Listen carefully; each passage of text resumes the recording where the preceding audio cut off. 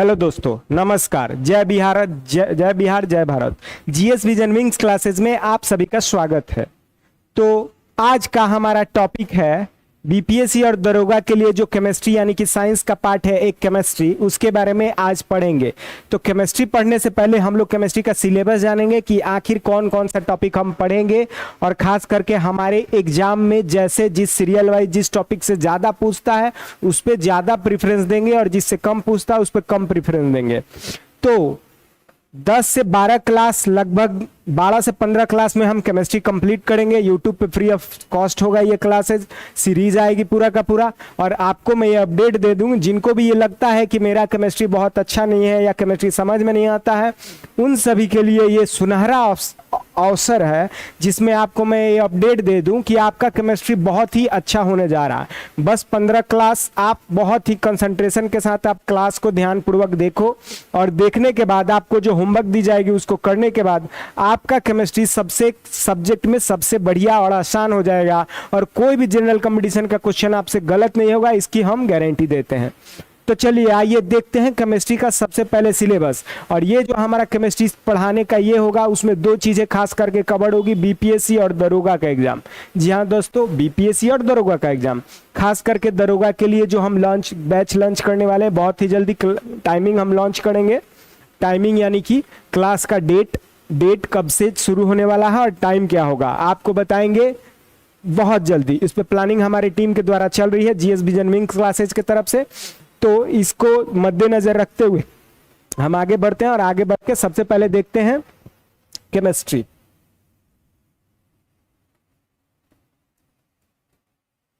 Chemistry यानी कि इसको हिंदी में रसायन शास्त्र बोलते हैं। बहुत ज्यादा इस चीज पे फोकस ना करते हुए केमिस्ट्री किसको करते हैं, आप जैसे देखोगे कि केमिस्ट्री में आखिर पढ़ना क्या है। केमिस्ट्री में पढ़ना क्या है, तो मैटर के बारे में पढ़ना, पदार्थ। और मैटर क्या होता है, कोई भी ऐसा वस्तु जिसमें कोई मास हो और किसी जगह को घेरे, मास हो और जगह को घेरे, उसको पदार्थ यानी कि मैटर बोलते हैं। मास हो और जगह को घेरे उसको पदार्थ यानी कि मैटर बोलते हैं। अब इसका एग्जाम्पल क्या होगा पदार्थ यानी कि मैटर का, हम है, आप है, ये बोर्ड है, या फिर ये कैमरा है, या फिर बेंचेज है। हर एक चीज, जो भी वस्तु आप अपने नेकेड आई से जो अभी आपको दिख रहा है या महसूस कर रहे हो, हर एक चीज जो हवा महसूस कर रहे हो, सबका सब मैटर ही है। फिर आपके मन में आएगा तो फिर नॉन मैटर क्या है। नॉन मैटर मैं बताता हूं, नॉन मैटर क्या है। नॉन मैटर वो है जिसमें मास ना हो, बिल्कुल जिसमें मास ना हो नॉन मैटर है। तो ऐसा क्या वस्तु होगा, बहुत सारी ऐसे वस्तु हैं जिसमें मास ना हो और जगह नहीं घेरता हो। जैसे में आपका इमोशंस जितना है, जैसे हेट है, लव है, ये सब नॉन मैटर है। तो मैटर के बारे में हम लोग पढ़ेंगे, पूरे के पूरे केमिस्ट्री में सिर्फ मैटर के बारे में पढ़ेंगे। तो मैटर एक स्पेसिफिक चैप्टर भी है, लेकिन जितना भी टॉपिक्स हम लोग पढ़ेंगे कहीं ना कहीं मैटर के बारे में ही पढ़ेंगे। तो पहले थोड़ा सा सिलेबस देख लेते हैं, इसमें कौन कौन सा चैप्टर खास करके पढ़ेंगे केमिस्ट्री यानी कि रसायन शास्त्र में। सबसे पहला हम लोग चैप्टर पढ़ते हैं chemical equation, chemical equation and formula.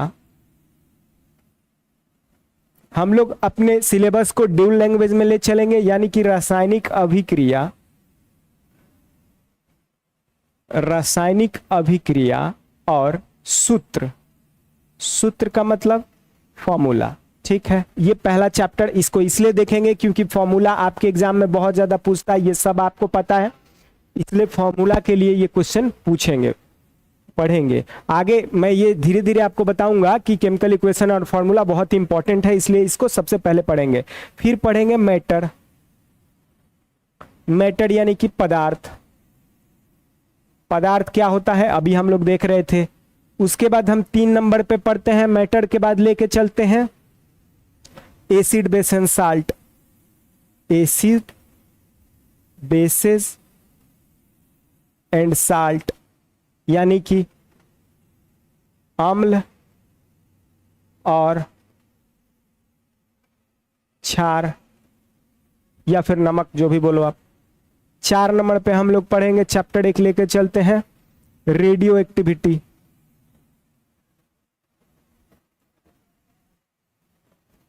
यानी कि रेडियो सक्रियता।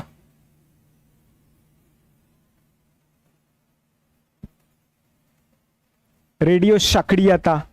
5 नंबर पे हम लोग चैप्टर पढ़ते हैं, लेके चलते हैं। अभी हम लोग एक चैप्टर उठा लेते हैं, जैसे ऑक्सीडेशन एंड रिडक्शन। या फिर पीरियोडिक टेबल रख लेते हैं, पीरियोडिक टेबल भी इंपॉर्टेंट है। पीरियोडिक टेबल 6 नंबर पे हम लोग रख लेते हैं केमिकल बॉन्डिंग।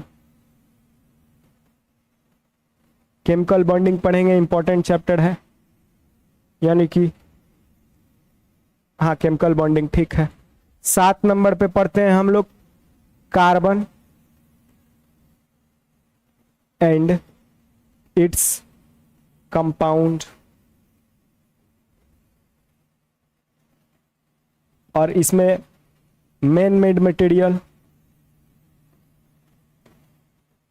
इंक्लूड कर लेते हैं। मैन मेड मटेरियल्स का मतलब सिंथेटिक आइटम जो भी बना हुआ है वो भी थोड़ा मोड़ा देख लेंगे, उसका फॉर्मूला वगैरह। एक चैप्टर और रख लेते हैं जो इंपॉर्टेंट होना चाहिए, और क्या रख ले सकते हैं, जैसे केमिकल इक्वेशन रख लिया, metal acid base, radio activity, periodic table, chemical bonding, carbon and its compound. एक चैप्टर और रखते हैं मिक्सचर एंड सॉल्यूशन। चलिए ये 8 चैप्टर पे हम लोग अभी ध्यान से पढ़ेंगे, और भी कुछ बचेगा तो आगे चल के देखेंगे। तो सबसे पहले हमारे पास क्या आता है, सबसे पहले हम उठा रहे हैं केमिकल इक्वेशन एंड फॉर्मूला। तो केमिकल इक्वेशन एंड फॉर्मूला हम लोग सबसे पहले पढ़ते हैं। तो पहला चैप्टर ही हम लोग शुरू करते हैं, केमिकल इक्वेशन एंड फॉर्मूला। इसको पढ़ने से पहले कुछ चीजें मैं आपको धीरे छोटा छोटा बताऊंगा जो आपको पढ़ने में आसानी डालेगा। केमिकल इक्वेशन एंड फॉर्मूला में सबसे पहला जो हमारा चैप्टर है इसको पढ़ेंगे, यानी कि सबसे पहला चैप्टर क्या है आप देख पा रहे हो। सबसे पहला चैप्टर हमारा क्या है,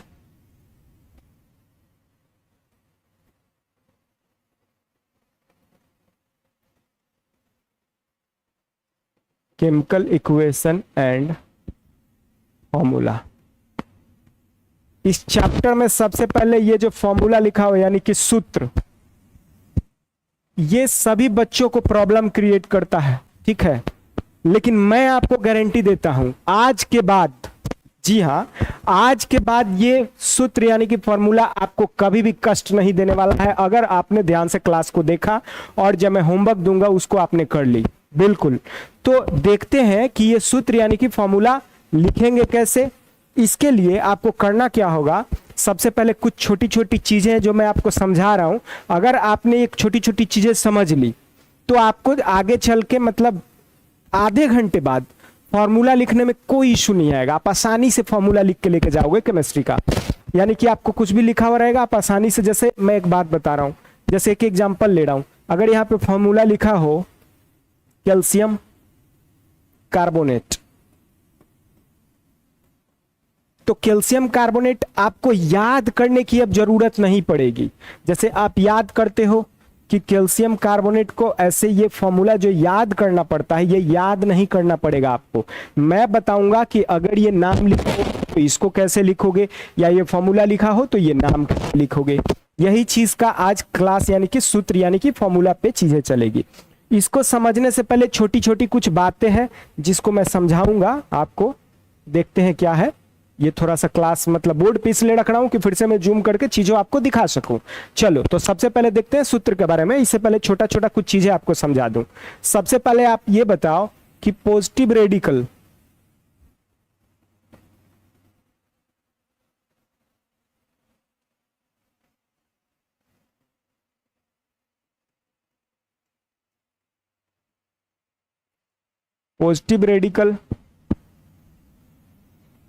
एंड निगेटिव रेडिकल का मतलब आप सब क्या समझते हो,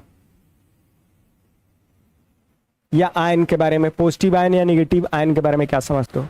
सबसे पहले देखो, आपको 1 से 18 जो एलिमेंट्स है, 1 से 18 एलिमेंट्स में बहुत सारे एलिमेंट्स होते हैं जिसके आउटर मोस्ट सेल में 1, 2 या 3 इलेक्ट्रॉन पाया जाता है।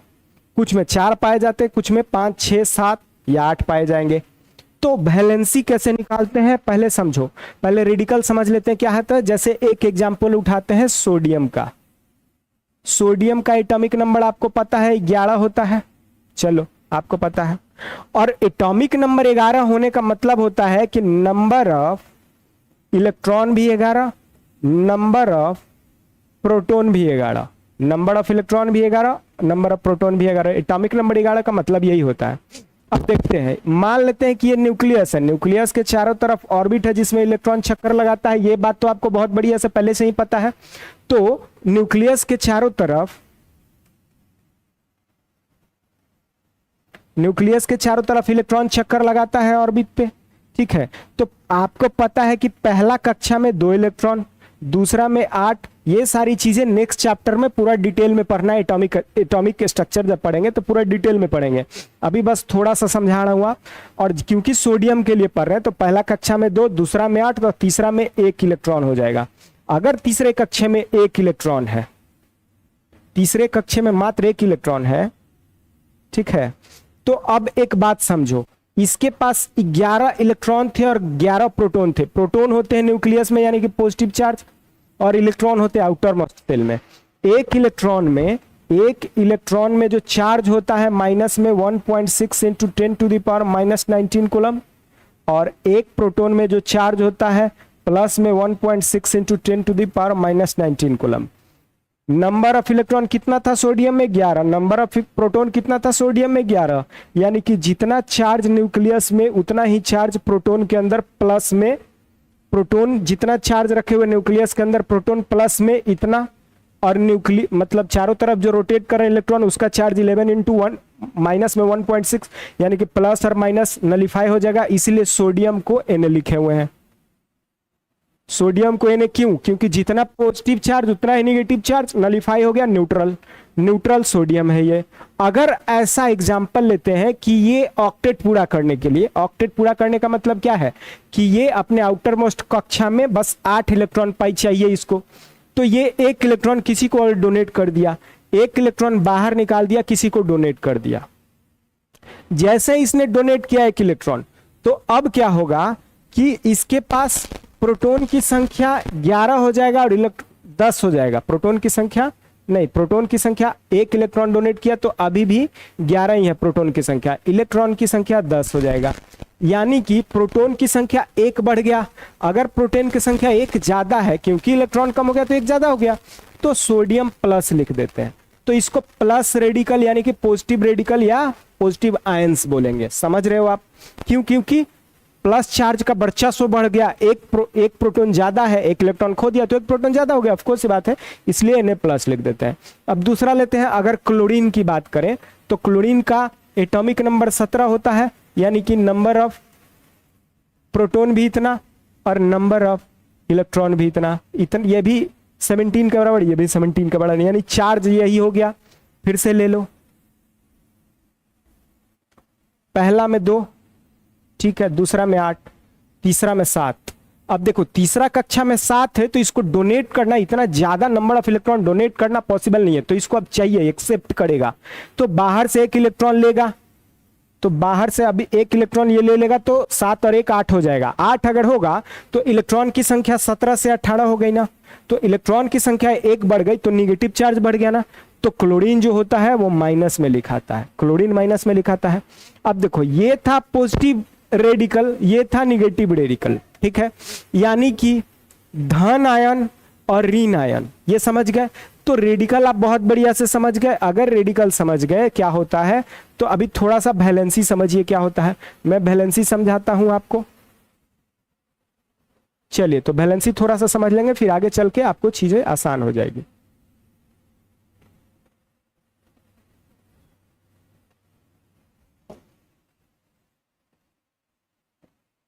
वैलेंसी और आसानी, ये सारी चीजें देखेंगे नेक्स्ट चैप्टर में। वैलेंसी होता है, जैसे समझो वैलेंसी होता है, अगर सोडियम है, सोडियम के आउटर, सोडियम में टोटल 11 इलेक्ट्रॉन्स होंगे ना, तो सोडियम में अगर 11 इलेक्ट्रॉन्स होंगे तो इसको जब बांटेंगे तो 2, 8 और लास्ट में 1, तो 1 जो होगा ये क्या हो जाएगा, अगर आउटर मोस्ट सेल में 1 इलेक्ट्रॉन हो तो यही हो जाएगा वैलेंसी सोडियम का। कहने का मतलब समझो, अगर आउटर मोस्ट सेल में 1, 2 और 3 इलेक्ट्रॉन हो, या फिर 4 इलेक्ट्रॉन हो, या 5, 6 और 7 इलेक्ट्रॉन हो, या 8 इलेक्ट्रॉन हो। अब वैलेंसी समझना क्या होगा, आउटर मोस्ट सेल में किसी भी एलिमेंट का या तो 1, 2, 3 हो तो यही वैलेंसी हो जाएगा, इसमें कुछ नहीं करना है। अगर 4 5, 6 और 7 हो तो इसको 8 से माइनस कर लेना है, यानी कि अगर 5 हो तो 8 - 5 इज इक्वल टू 3 वैलेंसी हो जाएगा। अगर 6 हो तो 8 - 6 इज इक्वल टू 2 वैलेंसी हो जाएगा। अगर 7 हो तो 8 - 7 इज इक्वल टू 1 वैलेंसी हो जाएगा, ठीक है। और अगर 4 हो तो 4 ही रह जाएगा, और 8 अगर है तो इसको वैलेंसी से कुछ लेना देना नहीं हो, वो केमिकल रिएक्शन में पार्टिसिपेट ही नहीं करेगा, उसको नोबल गैसेस बोलते हैं। उसको ऑलरेडी वो स्टेबल है तो किसी से क्यों रिएक्ट करे, रिएक्शन तो यही दोनों करेंगे।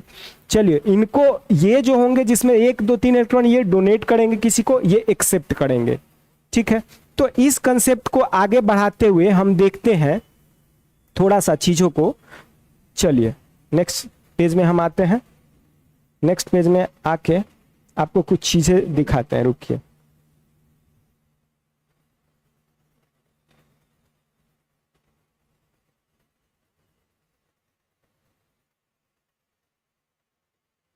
क्योंकि हम लोग फॉर्मूला पढ़ रहे हैं तो यहां इधर हम लोग पॉजिटिव रेडिकल 10 लिखे हैं और निगेटिव रेडिकल 10 लिखे हैं। और पॉजिटिव रेडिकल में क्या लिखे हैं, देखिए सोडियम का संकेत यानी कि साइन Na होता है। आप सबको एकदम बढ़िया से ये बात पता होगा, सोडियम का संकेत 1 होता है, यानी कि साइन Na होता है और वैलेंसी 1 होता है। पोटेशियम का K, अच्छा ये अगर निकालना हो तो मैं निकाल के भी बता दूंगा। जैसे मान लो सोडियम का तो मैंने बताया था, पोटेशियम का बाड़ा होता है, ऐसे करके निकालोगे बाड़ा नहीं होता पोटेशियम का, अल्युमिनियम का, कैल्शियम का, सबका जब देखोगे तो देखो सोडियम का Na 1 हो जाएगा वैलेंसी, पोटेशियम का K ये 19 होता है, जब निकालोगे तो 1 आ जाएगा K और वैलेंसी 1 हो जाएगा। एल्यूमिनियम का Al होता है क्या, साइन Al लिखते हैं और वैलेंसी 3 हो जाएगा। वैसे ही कैल्शियम का Ca होता है और 2 हो जाएगा। फेरस का Fe होता है, वैलेंसी 2। फेरिक का Fe होता है, वैलेंसी 3। अच्छा देखिए यहाँ पे फेरस और फेरिक ये याद रखना है। ये याद रखने के लिए ये सब का सब 10 ये और 10 ये आपको लिखना है और याद करना है, क्योंकि ये अगर याद हुआ तो आपके फॉर्मूला का एक भी क्वेश्चन गलत नहीं होगा, लगभग 95% क्वेश्चन सही होगा। अभी हम दिखाएंगे मैं ये क्यों बोल रहा हूं, अभी आपको पता चलेगा, आगे चल के देखते हैं, ठीक है। तो अगर क्यूप्रस लिखा हुआ तो Cu ही लिखेंगे, लेकिन इसका वैलेंसी 1 हो जाएगा। अगर क्यूप्रिक लिखा हुआ तो Cu ही लिख लेंगे, इसका वैलेंसी 2 हो जाएगा। अमोनिया का NH4 वैलेंसी 1, मैग्नीशियम का Mg वैलेंसी 2। अब देखिए जो भी यम वो है, ये 1 2 3 और जो भी वैलेंसी होता है 1 2 3 आउटर मोस्ट कक्षा में, तो मोस्ट प्रोबेबली ये क्या होता है, मेटल्स होते हैं, ठीक है। तो मेटल जो भी होंगे वो तो पॉजिटिव रेडिकल ही बताएंगे, ऑफकोर्स सी बात है। पॉजिटिव रेडिकल ये चीजें आप देख रहे हो, इसको लिख लेना और याद करना है।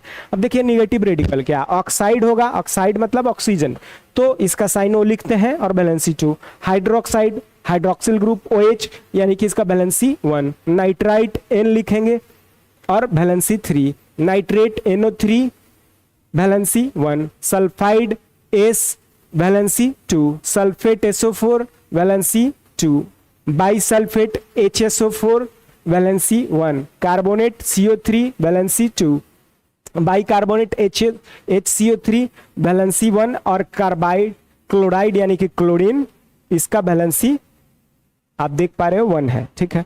तो चलिए ये अगर आपको याद हो जाएगा तो आप आसानी से करोगे क्या, ये हम आपको एग्जाम्पल के साथ समझाते हैं। जैसे देखो, चलिए क्वेश्चन हमारा ये है कि अगर आपको दिया जाए कि सोडियम ऑक्साइड, सोडियम ऑक्साइड ऐसे लिखा हुआ है, इसका फॉर्मूला क्या है, तो आप क्या करोगे। सबसे पहले देखो सोडियम ऑक्साइड लिखा हुआ है तो आप इसको बाइफॉर्केट करो। सबसे पहले यहां पे ये सोडियम है, ये ऑक्साइड है, दो चीजें एक साथ लिखा हुआ ना, देख पा रहे हो आप, समझ रहे हो, दो चीजें एक साथ लिखा हुआ। तो सबसे पहले सोडियम देखो, सोडियम यहां पे लिखा हुआ है, सोडियम का संकेत Na, तो हमने लिख दी Na, कोई दिक्कत नहीं है, ठीक है। दूसरा ऑक्साइड, ऑक्साइड का संकेत O मतलब ऑक्सीजन का O, ठीक है, ये भी लिख दी मैंने। सोडियम का वैलेंसी 1 तो 1 लिख दिए। ऑक्सीजन यानी ऑक्साइड का वैलेंसी 2 तो 2 लिख दिए। अब यहां तक आपने जैसे लिख लिया तो इसको इंटरचेंज कर दो, इसको उठा के इसके पैर पे डाल दो, इसको उठा के इसके पैर पे डाल दो, यानी कि Na2O यही होगा सोडियम ऑक्साइड। बस मैं फॉर्मूला निकालने बता रहा हूं, चीजें आप धीरे धीरे समझ जाओगे मैं बोलना क्या चाह रहा हूं। ऐसे फॉर्मूला जैसे देखिए सोडियम हाइड्रोक्साइड, आपसे पूछ दिया कि सोडियम हाइड्रोक्साइड अब बताओ, अगर ये 10 और 10 20 आपको याद है तो आसानी से आप बना के ले जाओगे। सबसे पहले देखिए सोडियम एक साथ, हाइड्रोक्साइड एक साथ। सोडियम का सिंबल आपको पता है क्या होता है, Na होता है। हाइड्रोक्साइड का सिंबल आपको पता है क्या होता है, OH होता है। आपको अगर नहीं पता है तो याद कर लेना है, ठीक है। सोडियम का वैलेंसी 1, हाइड्रोक्साइड का वैलेंसी आप देखो कितना है 1। तो जब दोनों सेम रहे तो कुछ भी नहीं लिखना है, चुपचाप ऐसे ही छाप देना है, यानी कि सोडियम हाइड्रोक्साइड का ये फॉर्मूला हो जाएगा, ठीक है। चलिए ये दो बन गया, सोडियम हाइड्रोक्साइड। चलिए देखते हैं पोटेशियम हाइड्रोक्साइड का, देखते हैं। पोटेशियम हाइड्रोक्साइड नहीं छोड़िए, पोटेशियम सल्फेट देखते हैं। पोटेशियम सल्फेट,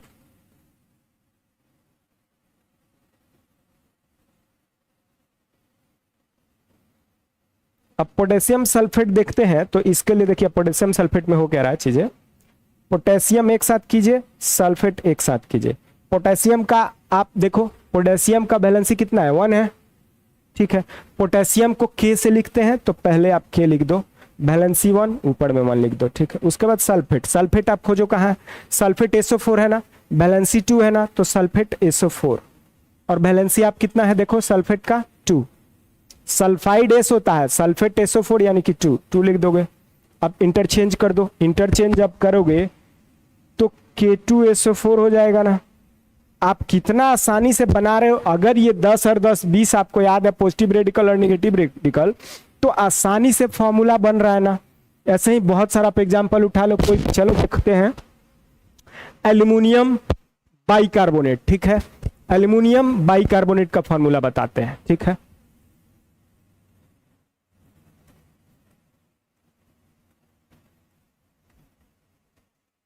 एल्युमिनियम बाइकार्बोनेट अगर आपको लिख के दे दिया तो इसका फॉर्मूला कैसे बनाओगे, इसके लिए आप देखो करोगे क्या। एल्युमिनियम एक साथ, बाइकार्बोनेट एक साथ।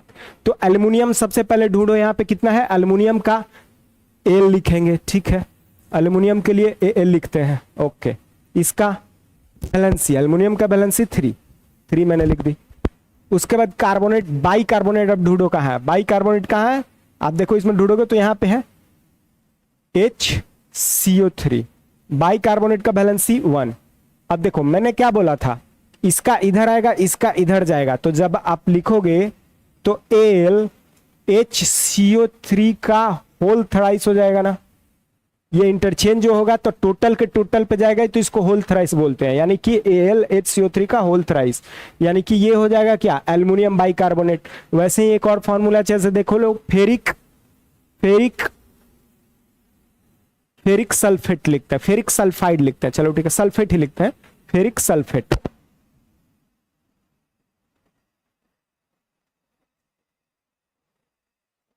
अगर फेरिक सल्फेट आपसे पूछ दिया जाए तो फेरिक सल्फेट आप लिखोगे ऐसे।